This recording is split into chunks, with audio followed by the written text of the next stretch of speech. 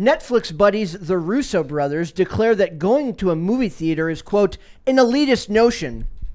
Something that I vehemently have no opinion on. No, I'm just kidding. I don't know. I don't know. I'm saying. If it's I don't know. an elitist notion, No, Brett, it's it's like- the most elitist person I have ever met. I am no. I You know don't what's know. elitist? Pointing at your main source of revenue and saying that it's elitist. Is it? Like, this is how we make our money, Yes. Well, what the thing and is, it's bullshit. they've moved on to greener pastures now with their last two projects being done through Apple TV, which I still don't know anybody who actually has Apple TV, but apparently that's the thing.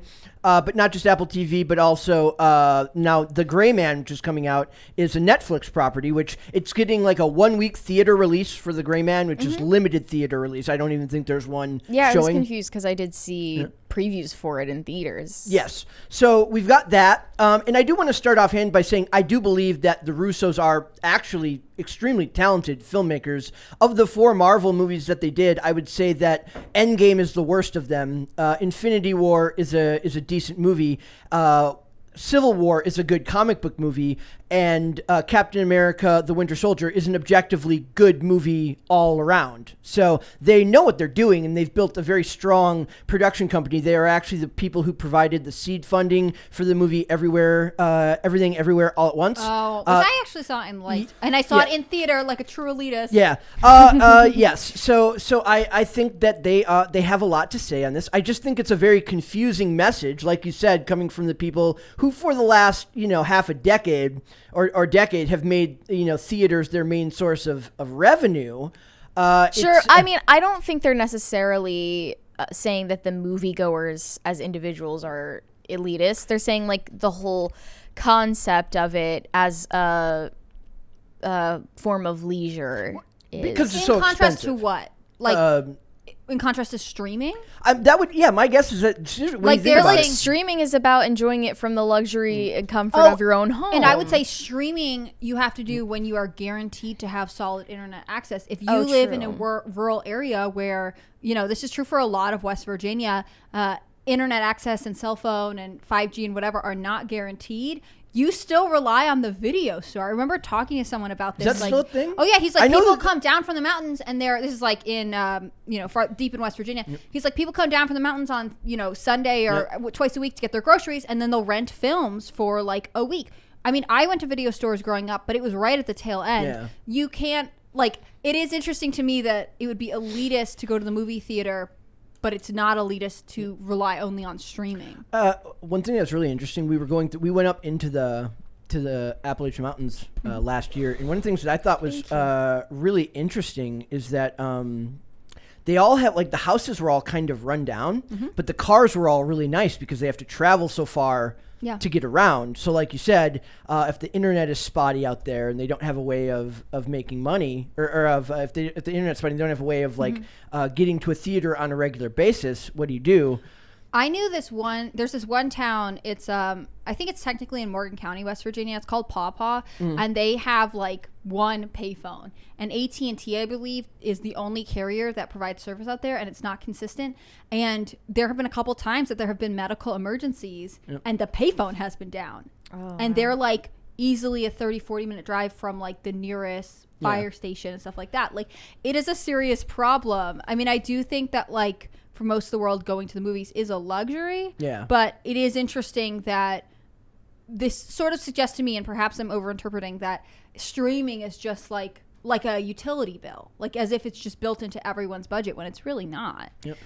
So we'll go through his paragraph here, which is the interview is actually surprisingly candid. They actually phrase it that way in this. I was actually they've made their money and they've got their revenue stream now. And now that they're working with streaming services, they can be a little bit more forthright about what they believe.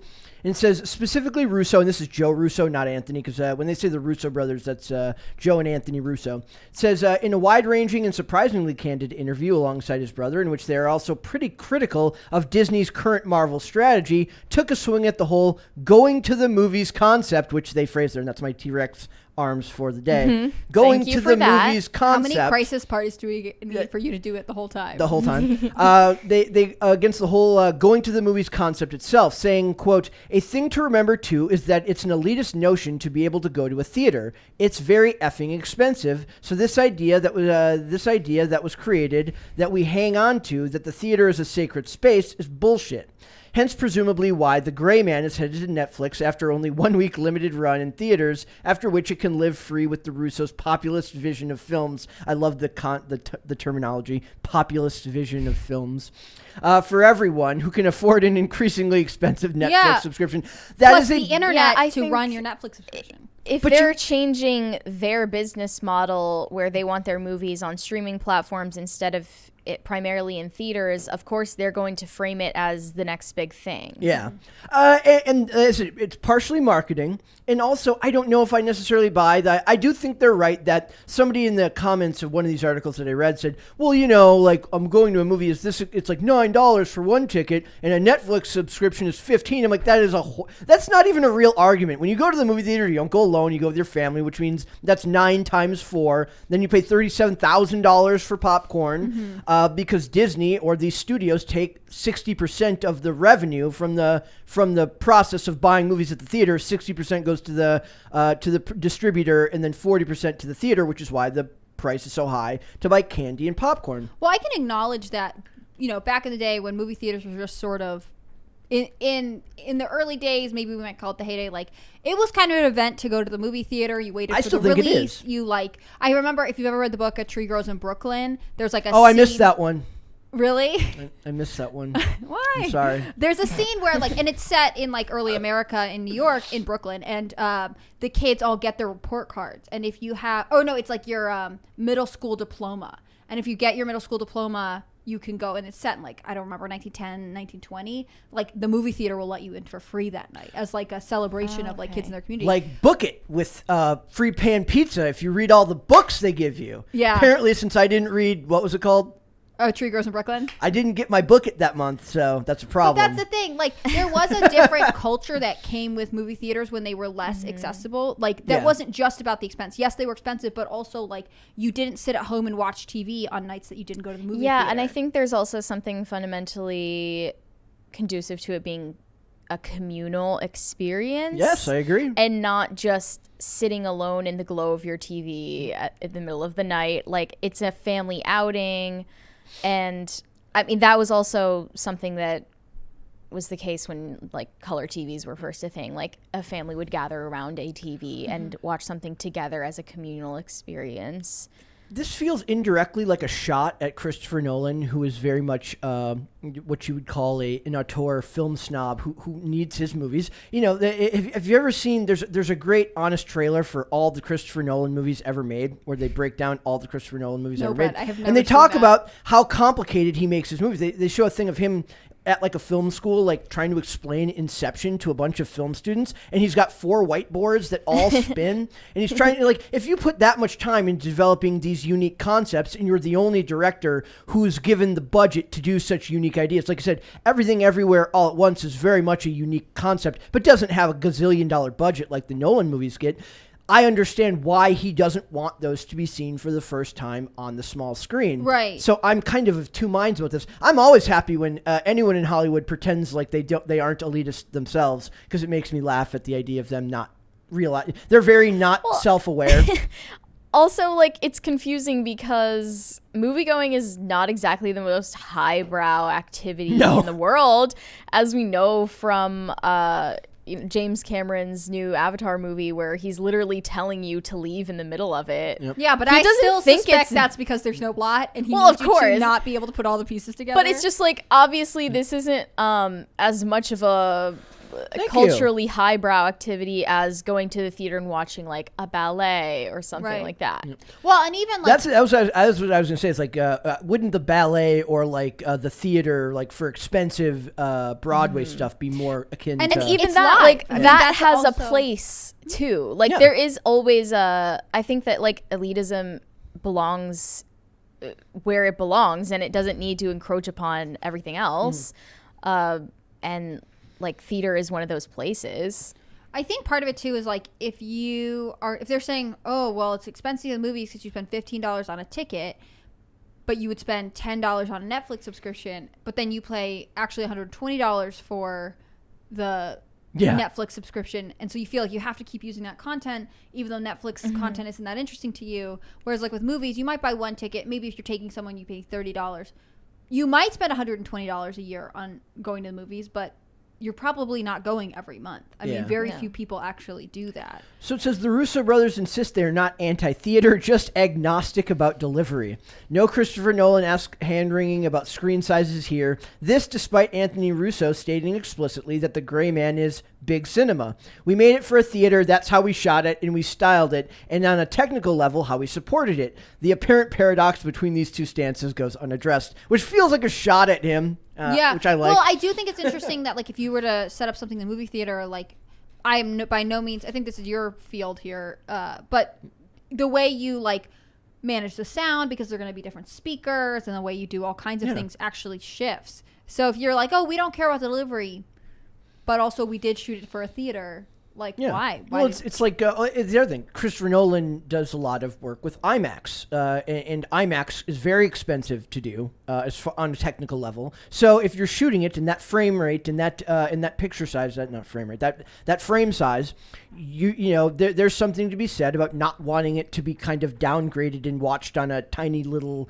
It's not even like the home TV that probably insults them. It's like the idea of somebody watching Tenet on like a phone. Well, yeah, it is like the physical size of the screen that kind of speaks to the dignity of what you're watching. Exactly. And in my when I started the stream before all the technical stuff went wrong, I pointed out, I said, maybe people would be less annoyed by stuff like this if maybe they just made better movies that people actually wanted to go see at the theater, and it wouldn't be about elitism. It would be about actually getting people to come to the theater and be involved in the process. But most people, a lot of people these days don't want to give their money to movies that don't interest them. Not on top of, I don't even care about their political agendas, whatever. It's like a lot of these movies just, I was surprised Elvis made $100 million. I was. I did not think Elvis would have made $100 million, even given how historically important he is to America's culture. But I just feel like we've kind of dumbed down the movie-going experience so much that there isn't as much,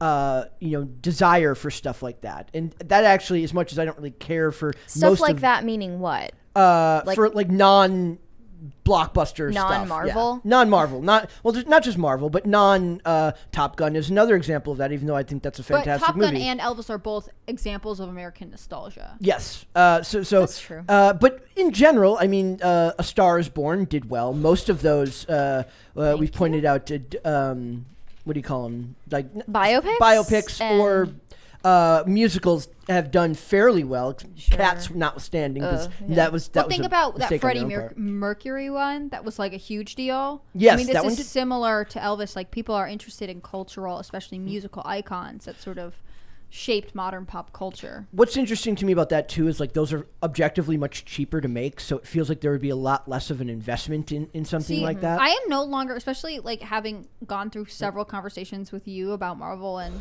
DC, like, thank you. I am not convinced that being granted a big budget actually means anything in Hollywood anymore.